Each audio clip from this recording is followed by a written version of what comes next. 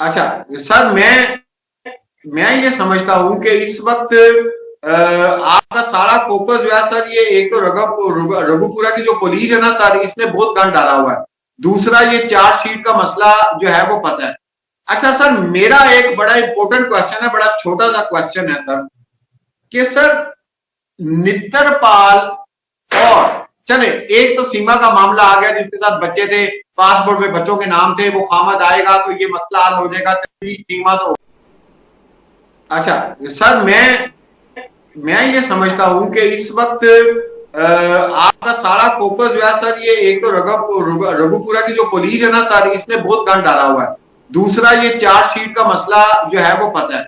अच्छा सर, मेरा एक बड़ा इंपॉर्टेंट क्वेश्चन है, बड़ा छोटा सा क्वेश्चन है सर, कि सर नित्तरपाल और चले, एक तो सीमा का मामला आ गया जिसके साथ बच्चे थे, पासपोर्ट में बच्चों के नाम थे, वो खामद आएगा तो ये मसला हल हो जाएगा, चलिए सीमा तो होगी साइड में।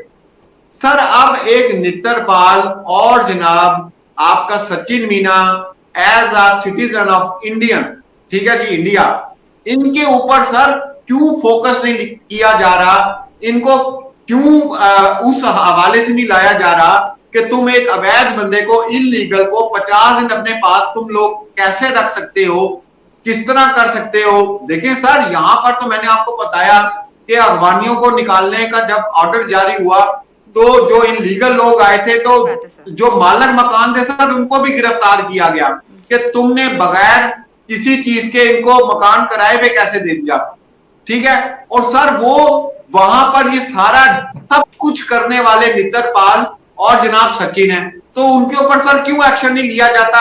आप सीमा को, बच्चों को भी साइड पे कर दे, गुलाम हैदर के वीजे को भी साइड पे कर दे, चार्जशीट को साइड पे कर दे, लेकिन as a citizen of India Nitarpal पर और सचिन पर क्यों एक्शन नहीं सर लिया जा रहा? वो तो नाचते हैं सर आगे, पूरी दुनिया का दिल जलाते हैं, वो तो गालियां देता है सबको। वो सब नेत्रपाल और सचिन जो है वो एक ही एफआईआर में है, और उसमें दो सेक्शंस मजीद ऐड कर दी गई है। जो हमारी जो जी सर। हमने जो कोर्ट में स्टेटस रिपोर्ट लगाई थी, जिसकी हमें स्टेटस रिपोर्ट मिली है, उसमें इनके ऊपर दो सेक्शंस और भी ऐड कर दी गई है। लेकिन इसमें पुलिस ने जो है वो ज्यादा सख्ती से रवैया नहीं किया। नहीं तो जैसे इन्होंने आधार कार्ड भी नकली बनवाया था, और उसके दो रिश्तेदार के दो बच्चे भी वो जेल में गए हैं, उस मामले में भी अगर इसको लपेट लिया जाता तो इसने हल्का हाथ इनके ऊपर रखा, ये मैं भी मानता हूँ। वही ना सर, क्योंकि देखें, हर चीज की, अगर आपने इसको पढ़ा हो अपना यूनान का फलसफा हो, उसमें लॉजिक के ऊपर बहुत किताबें लिखी गई हैं, सुकरात ने भी लिखी है, अफलातून ने भी लिखी है, लॉजिक सर। अब बेस जो बन रही है ना सर इस केस की, वो बन रही है डिले होने की, चार्जशीट डिले हो रही है। और मैं ये समझता हूं कि आपका सबसे ज्यादा फोकस चार्जशीट पे होना चाहिए कि यार ये चार्जशीट आएगी तो आधा केस तो उधर ही हल हो जाना। चार्जशीट आएगी, फर्दर जुर्म आयद होगी, अरेस्ट वारंट होगी, और जनाब इसको क्या है, ये जेल में चली जाएगी। बच्चे बेयारो मददगार हो जाएंगे, अदालत पूछेगी भाई किसके बच्चे हैं, कहेंगे जी पाकिस्तान में, अच्छा भाई बुलाओ बच्चे, या बॉर्डर पे छोड़ गया हो उसके हवाले करो, या उसको यहाँ बुला लो। मैं इस केस को ऐसे देख रहा हूँ। दूसरी सही सर, बात है सर। चंडीगढ़ पुलिस जहां पे इसने जाली एफिडेविट बनाया था और कहा था कि I am the citizen of India, Seema Haider ने, जो आपने लाइव में आके भी बताया था कि इन्होंने इतनी बड़ी यहाँ पे फेक डॉक्यूमेंट बनाया है, और ये सब कुछ हुआ। फिर चंडीगढ़ से 3 दफा इसको नोटिस भी दिए, सब कुछ हुआ। सर सही क्या बात है। मतलब, ये क्या कौन है? नहीं, हम तो ऐसा नहीं है। उसमें बताऊं कि क्या हुआ। उसमें क्या हुआ कि चंडीगढ़ पुलिस ने इसको बुलाया, बाकायदा इसकी जांच भी हुई है, और इसके बयान भी रिकॉर्ड, उन्होंने ऑनलाइन बयान भी इसके रिकॉर्ड दर्ज किए। तो इन्होंने कहा कि मैं बीमार हूँ, ये वो हूँ, तो वो ऑनलाइन इनके रिकॉर्ड बयान वगैरह जो थे उन्होंने लिए। तो उन्होंने सारी चीज इकट्ठा करने के बाद अब जो एक रिपोर्ट आनी है, हमारी वहाँ एक संस्था है, वकीलों की संस्था, वहां की एक रिपोर्ट का इंतजार वो कर रहे हैं। वो उसकी स्टेटस रिपोर्ट जैसे ही उनको मिलती है, हमने उनको भी सही लिखा बात है है, सर। लिखने के बाद वो जैसे ही वो स्टेटस रिपोर्ट उनको मिलती है तो इसको बिल्कुल सर। बाकायदा इस पे उसी डेट पर एफआईआर दर्ज होगी, और इसको अरेस्ट भी किया जाएगा। उस रिपोर्ट की जो ना हम इंतजार कर रहे हैं, पुलिस उसकी वेट कर रही है। जैसे वो रिपोर्ट आएगी उस पर बड़ा एक्शन होगा। और क्योंकि वो संस्था है, वो भी एक वैधानिक संस्था है, कॉन्स्टिट्यूशनल एक इंस्टीट्यूट है। तो उसकी वेट कर रहे हैं कि भाई ये जो सिग्नेचर्स थे ये इसी के सिग्नेचर है, एफिडेविट इसी ने लिया है, तो वो उसकी वेट कर रहे हैं। उसकी जल्दी मैं पता करूंगा अगले हफ्ते तक कि उसमें क्या स्टेटस है, क्योंकि मेरा भी अभी कई दिन से रास्ता नहीं हो पा रहा उनसे। मैं भी रमजान में इतनी भागदौड़ का सिस्टम नहीं हो पाता। तो उसमें जैसे रिपोर्ट आएगी तो चंडीगढ़ पुलिस भी इस पे एफआईआर, मैं कह तो रहा हूं कि अभी ये जितना मर्जी कूद ले, नाच ले, ड्रामा कर ले, जो मर्जी कर दे, जब इस पे मुसीबतों का पहाड़ टूटेगा तो चारों तरफ से टूटेगा। चंडीगढ़ से भी, गौतम बुद्ध नगर से भी, पानीपत से भी, हर जगह से इसके ऊपर ऐसी परेशानियां, मुसीबत आएंगी कानूनी रूप से कि इसको ये समझ नहीं पाएगी कि इधर जाऊं, कहाँ जाऊं, क्या करूं। और इसके जो इधर के जो इसके चाटुकार लोग हैं वो भी एक भी नजर नहीं आएगा, क्योंकि मुसीबत में कोई आदमी नजर नहीं आता, खाली बनी के यार सब होते हैं। तो इसको आटे दाल का भाव उसको पता लग जाएगा।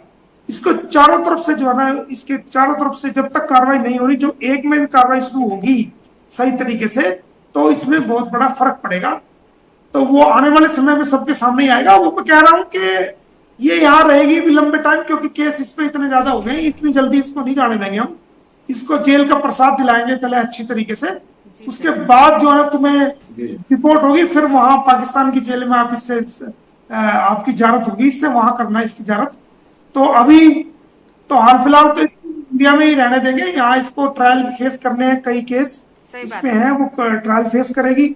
हाँ, बच्चों की है कि बच्चों को हम चाह रहे हैं जल्दी से जल्दी जो है वो गुलाम हैदर को मिले, उसकी हमने कोशिशें जारी कर रहे हैं।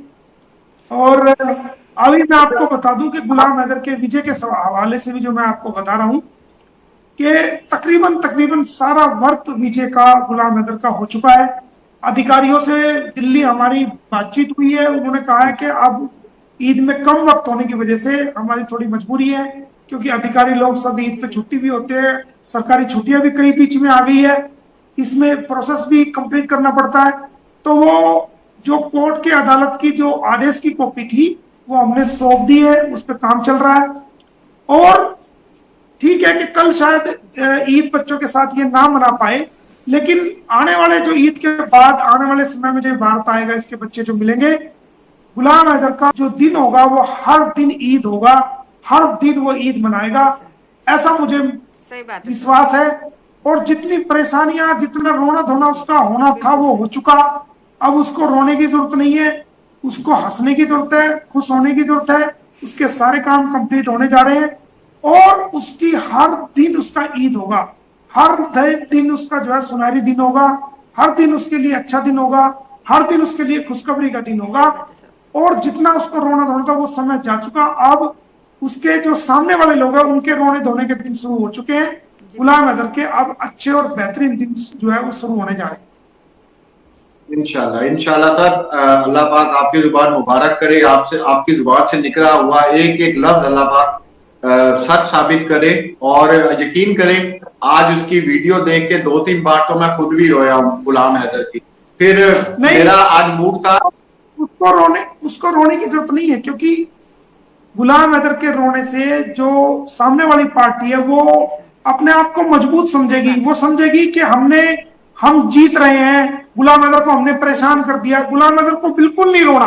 गुलाम हैदर 2 रोटी फालतू खाए, हंसे, खेले, अच्छे कपड़े पहने, घूमे फिरे, उसका कोई काम ऐसा नहीं है जो हंसे, खेले, अच्छे कपड़े पहने, घूमे फिरे, उसका कोई काम ऐसा नहीं है जो नहीं होगा।